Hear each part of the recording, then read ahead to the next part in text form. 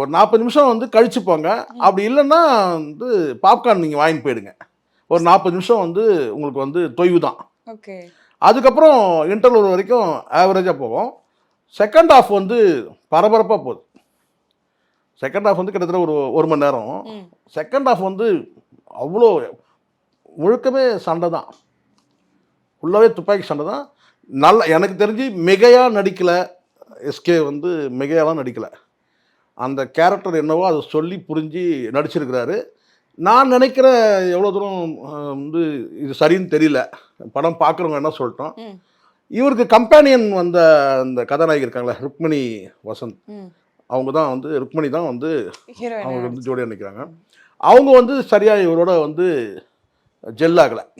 கேரக்டராகவே நான் சொல்கிறேன். மற்றபடி வந்து இவங்களுக்குள்ளே வந்து என்ன சொல்லணும்னா இந்த ரொமான்ஸ் சாங்லாம் கிடையாதுமா.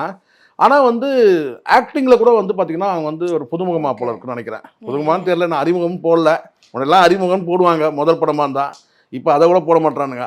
அது முதல் படமா இல்லை இதுக்கு முன்னாடி எங்கன்னா நடிச்சிருக்கிறாங்களா இல்லையான்னு தெரியல.